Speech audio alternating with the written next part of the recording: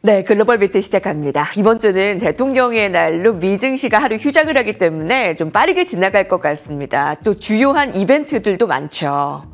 네, 그 대표격으로 엔비디아의 실적 발표가 있을 텐데요. 금요일 마감 시황, 과연 종목별 표정은 어땠는지 서영 앵커와 함께 글로벌 비트 출발합니다. 네, 금리 인하가 더 지연이 될 수 있다라는 전망으로 인해서 뉴욕 증시는 흔들렸습니다. 핀비즘을 통해서 확인해 보도록 하겠습니다. 마이크로소프트부터 확인해 보면요. 0.6%가량 하락을 했고요. 애플은 0.84% 하락했습니다. 삼성이 성공한 이것, 애플은 포기를 했다고 합니다. 이것이 뭐냐고 하면요. 폴더블, 접는 스마트폰이죠.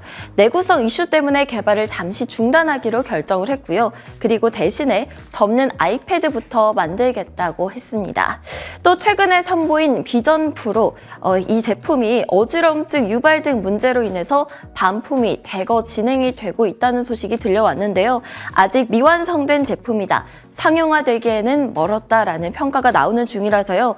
초기에는 판매량이 많아서 굉장히 성공적인 런칭인가 싶었기는 했지만 조금 더 지켜봐야 될 것 같습니다. 다음은 엔비디아도 확인해 보겠습니다. 엔비디아 0.06% 소폭 하락 마감했습니다. 장중에 계속 상승 흐름을 나타내다가요. 막판에 약보합으로 거래를 마쳤는데요. 이번 주에 실적이 나오는데 시장에서 아주 큰 기대를 갖고 있는 듯해 보입니다. 주가가 1,200달러까지 상승할 것이다 라는 전망도 나오고 있는데 지금보다 65%가량이나 더 상승할 수 있다는 거죠. 이미 올해 47% 정도나 올랐는데요. 얼마나 더 오를 수 있을지 기대가 되는 부분이기도 합니다. 아마존도 보겠습니다. 아마존은요, 창립자인 제프 베이조스가 주식을 또 추가로 대거 매각했다는 소식이 들려왔습니다. 올해 들어서 약 12%가량 상승을 하면서 상승 곡선 펼치고 있는 모습입니다. 반면 테슬라도 화면 넓혀서 한번 확인해 보도록 하겠습니다. 그래프가 좀 다르게 생겼습니다. 하향 곡선을 그리고 있는 상황이죠. 네, 하향 곡선 그리고 있는데요. 올해 들어서 20% 가까이 빠졌습니다. 이렇게 하락세에도 캐시우드의 아크 인베스트먼트는 테슬라 주식을 많이 사들였다고 하는데요. 오를 수 있는 가능성을 본 거겠죠. 간밤에는 장중에 변동성을 보이다가 테슬라 약 0.25% 소폭 하락 마감했습니다. 전체적인 흐름도 살펴보도록 하겠습니다. 기술 섹터부터 보시면요. 다 빨간불 켜면서 하락하는 모습을 나타냈는데요. 반도체 쪽도요. 엔비디아가 선방하기는 했지만 AMD, 퀄컴 등 다른 종목들은 1에서 2%가량 하락하는 모습을 나타냈습니다. 그런데 그런 와중에 여기 초록불 켜면서 오르는 쪽이 있는데요. 바로 반도체 장비 쪽이죠. 어플라이드 머티리얼즈가 호실적 그리고 깜짝 가이던스로 6% 가까이 급등을 했습니다. 스트리밍 기업인 로쿠의 경우에는 가이던스 실망에 23%가량 급락을 했는데요. 다른 스트리밍 기업들도 대부분 하락세 나타내는 모습이었고요. 에어비앤비 3%가량 빠졌고 또 나이키가 2%대 하락을 했습니다. 비용 절감을 위해서 1,700명가량을 감원할 계획이라고 하죠. 전체 2% 정도인데요. 2달 전쯤에 대규모 구조 조정을 단행할 것이다 라고 이야기한 바가 있어서요. 그 계획 실행의 일부로 여겨지고 있습니다. 헬스케어 쪽 보시면 일라이릴리 3.2% 급등을 했습니다. 모건 스탠리에서 목표 주가를 크게 상향했기 때문인데요. 지난 1년간 동안 140%가량 오른 바가 있었는데 더 오를 수 있다는 거죠. 이렇게 되면 바이오 제약 최초로 시가총액 1조 달러를 달성할 수 있게 됩니다.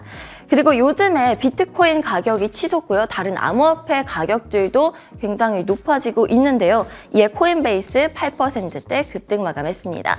ETF 상황도 살펴보도록 하겠습니다. 주요 지수들이 하락세를 나타내면서 지수들 추종하는 ETF들이 전부 하락한 가운데 나스닥 3배 레버리지 상품인 TQQQ가 3% 가까이 2.74% 하락했고요. 그 인버스 상품인 SQQQ는 3% 가까이 올랐습니다.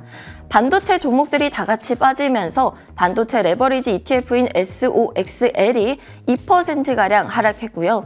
스몰캡 종목들을 추종하는 IWM은 1% 넘게 하락했습니다. 뉴욕 증시는 빠졌지만 글로벌 ETF들 흐름은 전반적으로 괜찮았는데요. 중국 라지캡 종목들 추종하는 FXI가 1.36% 올랐고요. 마지막으로 장기채 레버리지 ETF TMF가 1.7%가량 하락했습니다. 지금까지 종목별 ETF별 흐름 살펴드렸습니다. 네, 지난 금요일 종목별 마감 상황 서영 앵커와 함께 짚어봤고요. 오늘의 헤드라인 통해서 지난 금요일 이슈부터 이번 주 주목해볼 만한 이슈까지 한 번에 짚어보도록 하겠습니다. 자, 첫 번째 기사입니다. 지난 금요일 시장이 전반적으로 하락을 했던 그 배경에는 PPI 발표가 가장 큰 영향을 끼쳤습니다. 1월 CPI에 이어서 PPI 역시도 서프라이즈로 발표된 영향이 굉장히 컸던 것으로 볼 수가 있는데요. 구체적인 내용 살펴보겠습니다. 1월 PPI는 전월 대비 0.3% 상승하며 예상치인 0.1% 상승을 상회했습니다. 근원 PPI도 전월비 0.6% 상승하며 1년 내 최대치를 기록했습니다. 이러한 상승은 CPI처럼 PPI 역시 서비스 물가가 0.6% 치솟은 데서 기인했습니다.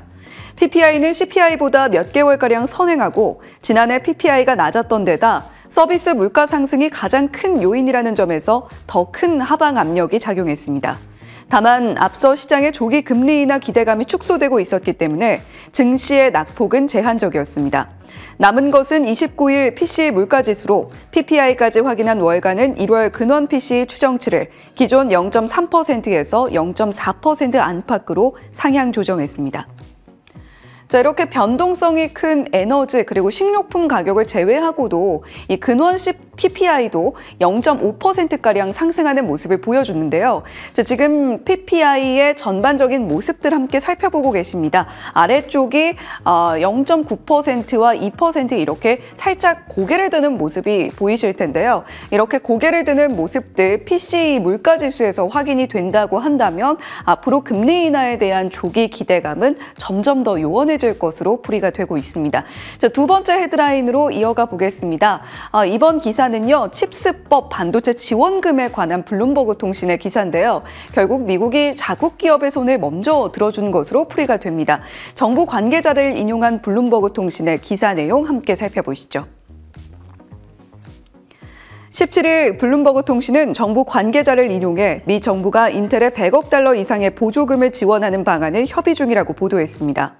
반도체법은 미 현지에 공장을 짓는 기업에 390억 달러의 직접 보조금과 750억 달러의 대출 지원을 골자로 하며 한국, 대만 등 첨단 반도체 기업들의 생산 기지를 미국에 유치하기 위한 법안으로 인텔의 지원금이 지급된다면 2022년 반도체법 시행 이후 최대 규모의 보조금이 됩니다. 진나 러몬도 상무부 장관도 이달 초 앞으로 6주에서 12주 이내에 반도체 보조금 대상 기업을 발표할 것이라고 말한 바 있습니다. 기업들은 현재 460개 이상의 투자 의형서를 제출했으며 삼성전자도 텍사스주 테일러에 짓는 파운드리 반도체 위탁 생산 공장과 관련해 지난해 하반기 보조금을 신청한 바 있습니다.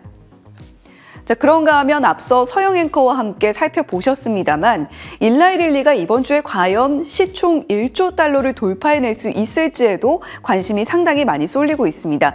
현재 시가총액 마켓캡 기준으로 살펴봤을 때 일라이 릴리의 위치는 9위 정도고요. TSMC보다는 살짝 앞서는 순위, 버크셔 해서웨이보단 한 단계 아래쪽에 있습니다. 지금 1조 달러에는 좀 많이 못 미치는 모습인데 742 정도 저희 숫자를 함께 보고 계십니다. 일라이 릴리에서 과연 1조 달러를 돌파하면서 시장에서 모건 스탠리, 제프리스, 바클레이즈 등에서 제시했던 목표가를 상회하는 모습도 함께 보여줄지까지 함께 이번 주 시장에서 주목해 보시면 좋겠습니다. 세 번째 헤드라인입니다.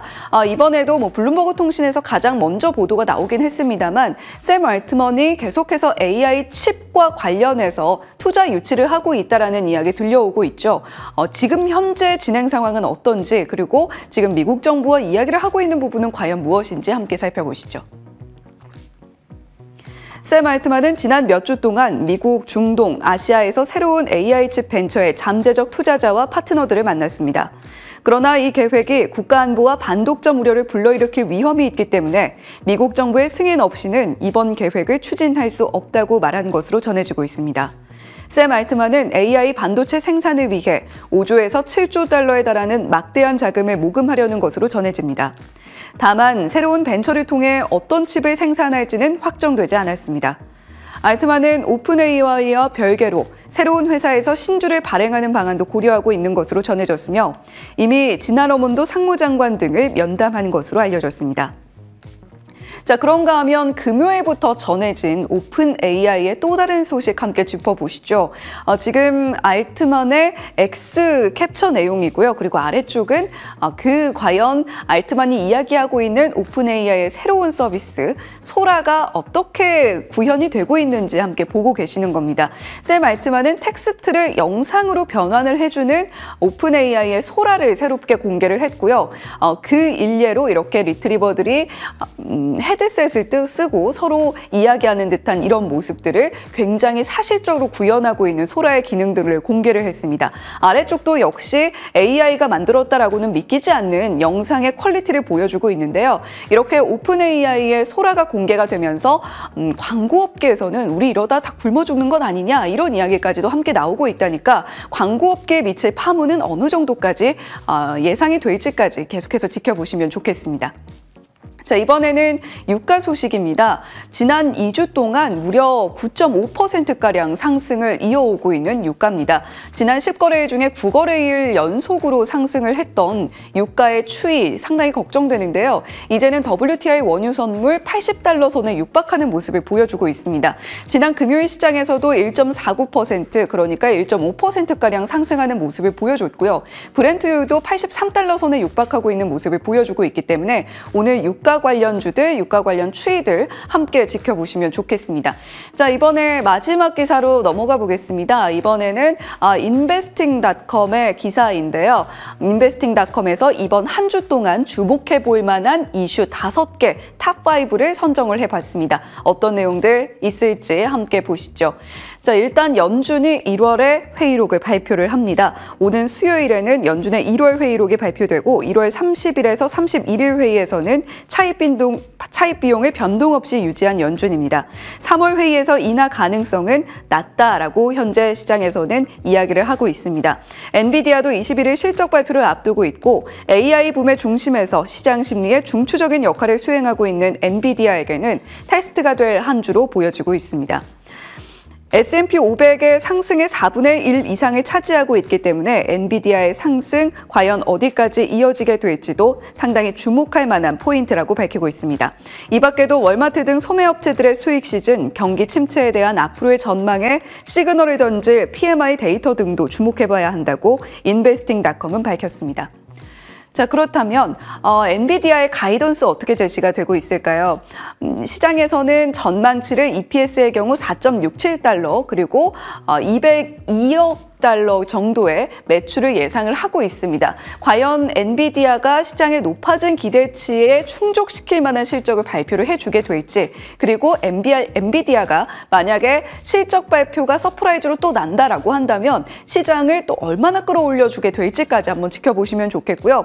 이번 주에는 소매 판매 기업들, 대표적으로 월마트 같은 기업들의 실적 발표도 이제부터 시작이 됩니다.